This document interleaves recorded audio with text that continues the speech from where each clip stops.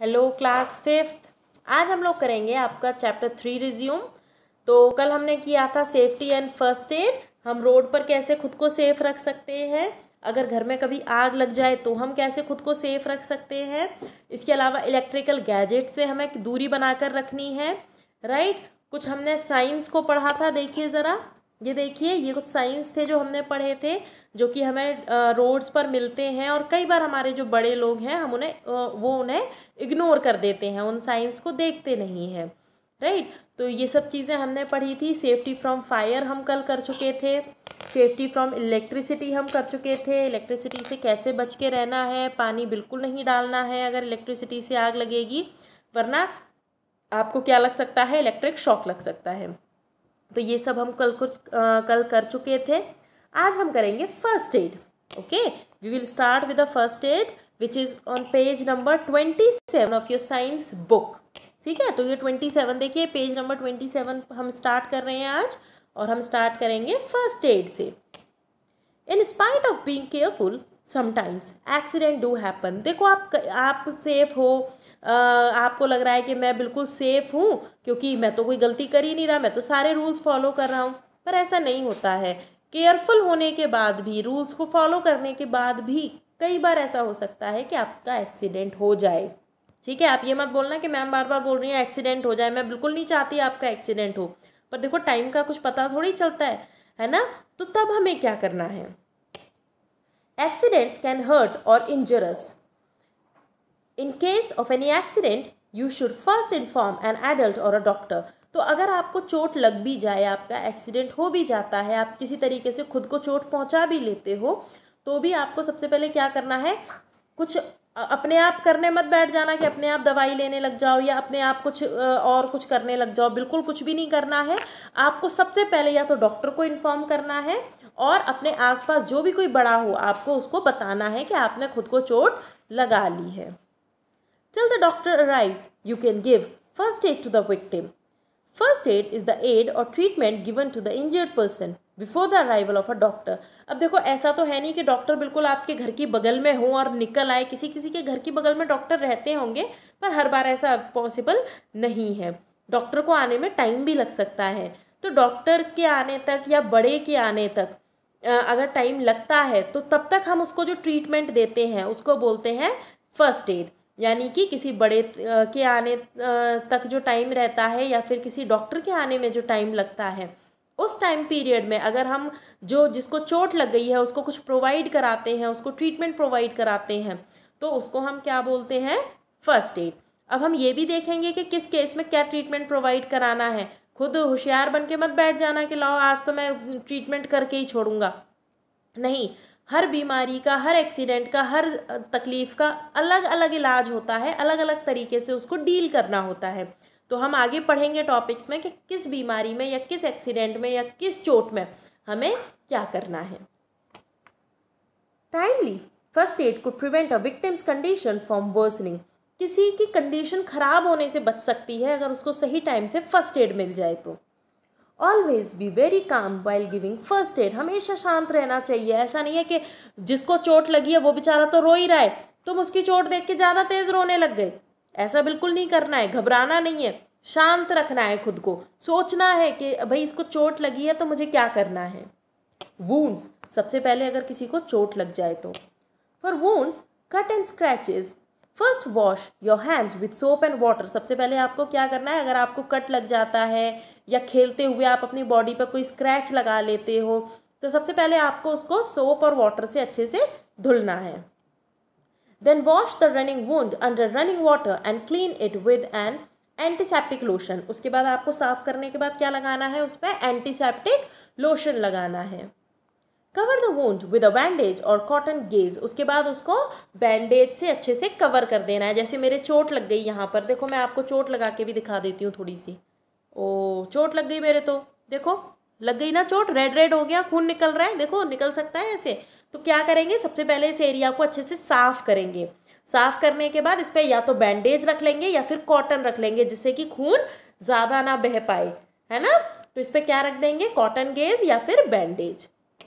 Sometimes the cut can be deep and bleeds more. कई बार ऐसा होता है कि ये जो मैंने जो कट बनाया है ना, ऐसा झूठ मूठ का गलती वाला, ऐसे हल्का नहीं होता। कई बार कट अंदर गहरा तक लग सकता है, काफ़ी डीप अंदर तक आपको कट लग सकता है। In such a case you must try to stop the bleeding by using a tourniquet. आपको टॉर्निकेट का मतलब देखो, इस तरीके से इसने गांठ बांध दी है ना, कपड़ा लेके गांठ बांध दी है, इस तरीके से आपको उसको बिल्कुल अच्छे से टाइट कर देना है जिससे कि ज़्यादा ब्लीडिंग ना हो जाए। A tourniquet is a cord और bandage that is tight tightly around a limb to stop the flow of blood. ये किस लिए बांधा जाता है? जिससे कि जो ब्लड का फ्लो है, जो खून बह रहा है, उसको रोका जा सके। It always be tied above the wound and never on the wound.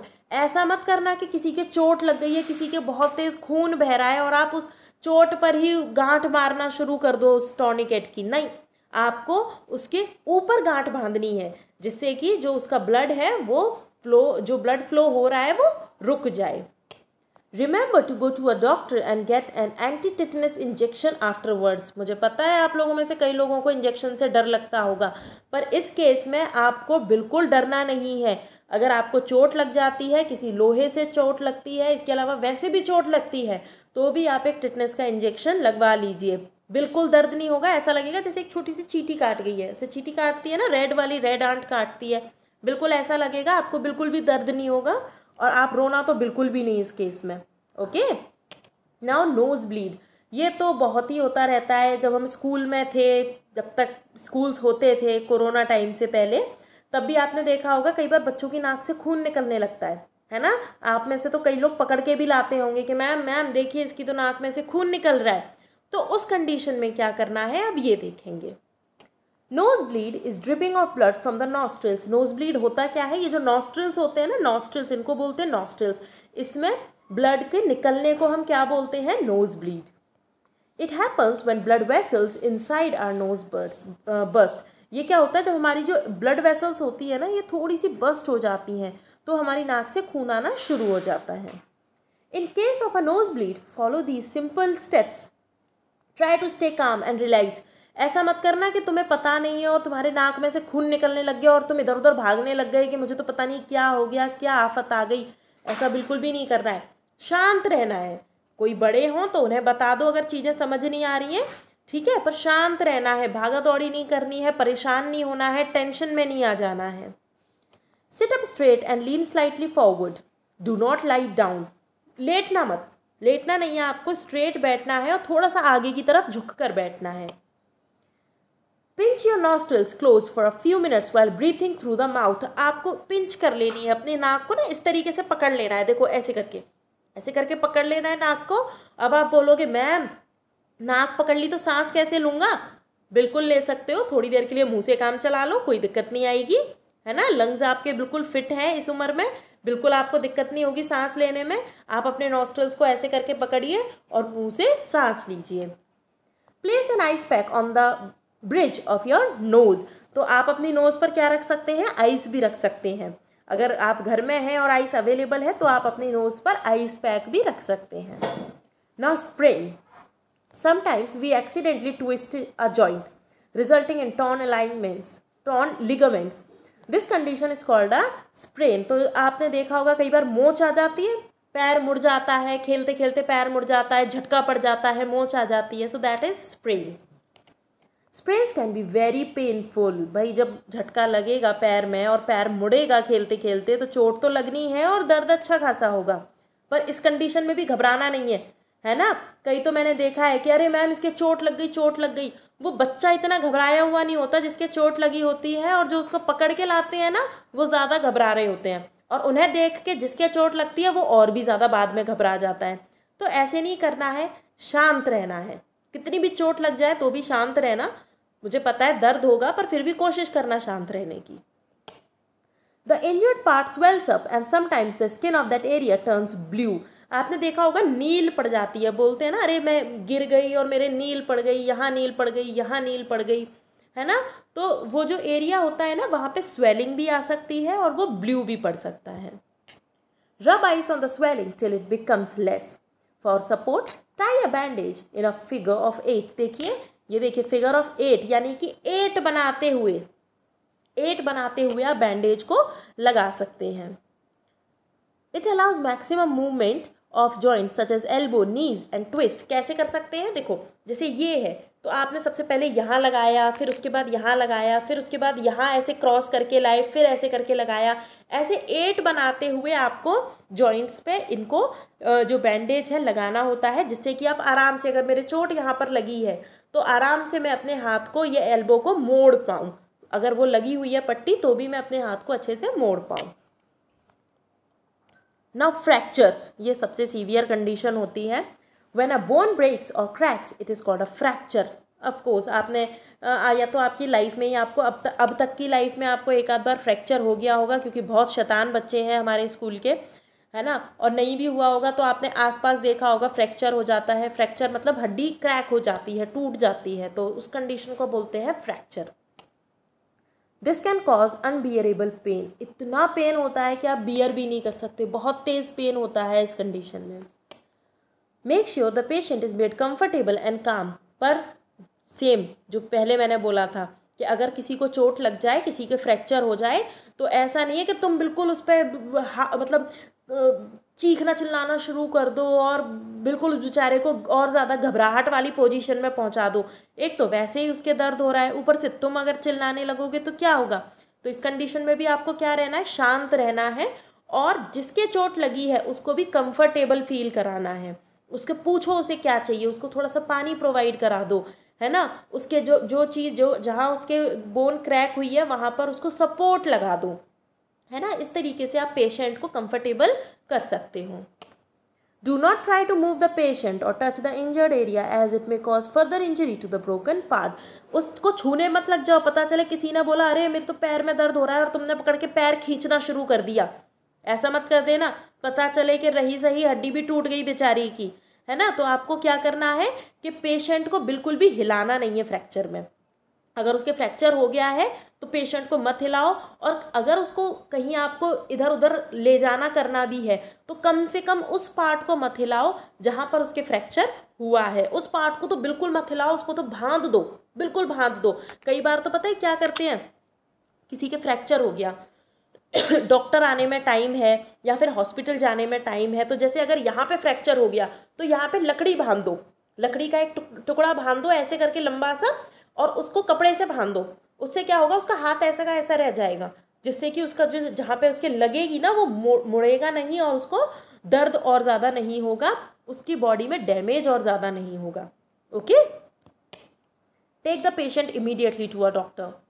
The fractured area needs a rigid support called splint. मैंने बताया ना आपको, उसको सपोर्ट चाहिए, जो एरिया फ्रैक्चर हो गया है उसको सपोर्ट चाहिए, तो आप उस पर लकड़ी लगा सकते हो, कुछ और आपको हार्ड मटेरियल मिल जाए तो वो लगा दो। पत्थर मत लटका देना कि मैम ने बोला था हार्ड मटेरियल तो हमने पत्थर लगा दिया, बेचारा वैसे ही और ज़्यादा पता चले 1-2 हड्डी और टूट गई। जो हल्का हल्का हो वेट में, वजन में ज़्यादा ना हो, पर रिजिड हो, ठीक है, रिजिड, जिससे उसको सपोर्ट मिल पाए। A splint will prevent displacement of a bone and help avoid injuries to the surrounding areas. You can use a newspaper, a magazine or a cardboard as a splint. ठीक है, तो आप कुछ भी ऐसी चीज़ यूज़ कर सकते हो जो वेट में हल्की हो और जो ब्रोकन पार्ट है, जो उसका डैमेज पार्ट है, उसको प्रॉपर सपोर्ट कर पाए। In case of a fractured arm, do not let it hang down. Instead, use a sling to support it. देखो इसने स्लिंग कर रखा है ना, देखो इसने लटका रखा है ना, इसका हाथ टूट गया है तो इसका हाथ की जो हाथ में फ्रैक्चर हो गया है तो इसने इस तरीके से सपोर्ट दे रखा है ना, तो उसको ऐसे लटका के मत घूमने लगना। पता चले फ्रैक्चर वाला हाथ को यूं यूं लटकाते घूम रहे हो, और ज़्यादा चोट लग जाएगी, और ज़्यादा दिक्कत हो जाएगी, डैमेज हो जाएगा। ठीक है, तो हमेशा फ्रैक्चर पार्ट को सपोर्ट देकर रखना है। In an emergency you can even use a dupatta for a sling. Burns, जल जाओ तो, मैं नहीं चाहती आप लोग जलो, इसलिए जलने वाली चीज़ों से बिल्कुल दूर रहना, पर फिर भी अगर आपके आसपास किसी को कोई जल जाता है, कोई दिक्कत हो जाती है, तो आपको क्या करना है। Simple burns can be treated at home. Immediately put the burnt area under cold water till the pain becomes less. कब तक आपको उसको धुलना है पानी के नीचे, जैसे अगर आपका ये एरिया जल गया, आपको इसको पानी के नीचे, नल के नीचे लगा देना है, इस पर पानी पड़ने दो पड़ने दो पड़ने दो, जब तक पानी पड़ने दो, जब तक कि थोड़ा सा आपको आराम ना मिल जाए। Apply N antiseptic lotion. Now severe Burns, ये तो सिंपल बर्न है कि आपको बड़ी अच्छी खुशबू आ रही थी खाने की और बस गरम कढ़ाई को छू दिया, इतने तक तो आपका पानी से काम चल जाएगा। पर अगर सीवियर बर्न्स है यानी कोई ज़्यादा जल गया है तो उस कंडीशन में क्या करना है हमें? Severe Burns can form blisters. जब ज़्यादा जल जाते हैं ना तो छाले पड़ जाते हैं। देखा होगा जब हमारी मम्मियाँ बेचारी इतना काम करती हैं और खाना बनाते बनाते उनके हाथ जल जाते हैं तो देखा है कई बार छाले पड़ जाते हैं। उस टाइम पे ध्यान रखा करो अपनी मम्मा का, है ना। कितना ध्यान रखती हैं मम्मा आपका, खाना बनाते बनाते इवन जल भी जाती हैं बेचारी, है ना। तो ध्यान रखना है मम्मा का। Gently cover the never touch or prick a blister as it will then become an open wound and will catch infection। तो ऐसा मत करना कि वो छाला बड़ा अच्छा सा लग रहा है तो उसको फोड़ना शुरू कर दो, बिल्कुल नहीं करना। अगर छाला फोड़ दोगे ना तो वो घाव ऊपर आ जाएगा और अगर वो घाव ऊपर आएगा ना तो इन्फेक्शन का खतरा बढ़ जाएगा। Gently cover the blister with a clean piece of cloth. Severe burns should be treated by a doctor। और सबसे पहले आपको कहाँ जाना है? डॉक्टर पे जाना है। डॉक्टर पे जाने के लिए बिल्कुल भी ये मत सोच लेना कि नहीं मैं आज चला जाऊँगा, कल चला जाऊँगा, परसों चला जाऊँगा या ना भी जाऊँ, है ना। डॉक्टर से आप ज़रूर कंसल्ट करिए। केमिकल बर्न्स तब होते हैं जब बच्चे केमिस्ट्री लैब में काम कर रहे होते हैं। इसके अलावा अगर आपके घर में एसिड हो वो आपकी बॉडी पर डल जाए, ठीक है, या आप उसके कांटेक्ट में आ जाओ तो वो होते हैं chemical burns. These burns need to be treated by a doctor before the doctor arrives. Wash the affected area with plenty of water. पर अगर ऐसा हो भी जाता है कि आप एसिड के कांटेक्ट में आ जाते हो या कोई केमिकल आपकी बॉडी पर डल जाता है जिसकी वजह से आप जल जाते हो तो सबसे पहले उस पर पानी डाल दो। पानी डालते रहो, डालते रहो, डालते रहो, मतलब उसको धुलते रहो पानी से। Lightly cover it with a piece of clean cloth. उसके बाद आपको डॉक्टर पे जाना है, पर डॉक्टर पे ऐसा मत करना कि ऐसे हाथ जल गया और यूं हाथ लेके जा रहे हो, इन्फेक्शन हो जाएगा। पानी से धुल लिया, उसके बाद आप इसको क्लीन कपड़े से उसको अच्छे से कवर कर लो और कवर करने के बाद आपको डॉक्टर पे जाना है। नाउ एनिमल बाइट्स, यानी कि अगर कोई जानवर काट जाए तो dogs, cats, monkeys and many other stray animals में कैरी रेबीज़ वायरस। क्या हो जाता है? रेबीज़ वायरस इन एनिमल्स के अंदर होते हैं। In case of animal bite immediately wash the affected area with soap and water. अगर ऐसा हो भी जाए कि अगर तुम्हें कोई कुत्ता काट जाए, बिल्ली काट जाए, मंकी काट जाए, क्योंकि अब भाई देखो कुत्ते बिल्ली को परेशान करोगे ना तो काटेंगे तो ज़रूर वो, और वो काट जाए तो क्या करना है? सबसे पहले उसको पानी से और सोप से अच्छे से वॉश करना है। It prevents the germs from getting into your body. Apply an antiseptic lotion and cover with a bandage. Take the victim to a doctor. अब आपको क्या करना है? आपने उसको अच्छे से वॉश कर लिया, क्लीन क्लोथ से उसको कवर कर लो और सीधे डॉक्टर के पास पहुंच जाओ। खुद कुछ करने की कोशिश मत कर देना, ठीक है, सीधा डॉक्टर के पास जाना है।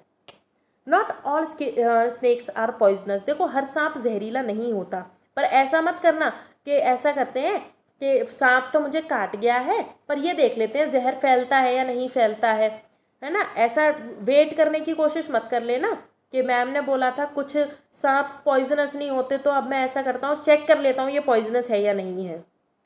तो अगर सांप काट जाए तो हमें क्या करना है? However, one needs to be careful. A bite from a poisonous snake can be dangerous. If timely treatment is not given, the victim can even lose his life. Follow these guidelines in case of a snake bite. Keep the person calm and still. Movement can cause the venom to spread quickly to other parts of the body. अब ऐसा मत करना, अरे तुझे तो सांप काट गया, तू तो मरने वाला है, अब तो तेरा कुछ भी नहीं हो सकता, जहर फैल गया। ऐसा भी मत कर देना, पता चले वो बेचारा वैसे ही घबराया हुआ है सांप के काटने से, तुमने उसे और डरा दिया। तो आपको क्या करना है कि अगर ऐसा होता भी है तो भी आपको शांत रहना है और ज़्यादा मूवमेंट नहीं करना है, ज़्यादा हिलना डुलना नहीं है, क्योंकि अगर आप ज़्यादा मूवमेंट करोगे ना तो वेनम का मतलब जो जहर है सांप का वो आपकी बॉडी में ज़्यादा जल्दी फैलने लगेगा। तो मूवमेंट नहीं करना है। Position the person so that the bite area is below the heart level. ऐसी पोजीशन में रखना है आदमी को जिसको काटा है कि जो उसका हार्ट लेवल है, जो हार्ट का एरिया है, जो उसका दिल है, उससे लेवल से नीचे रखना है। Cover the wound with a clean and dry dressing.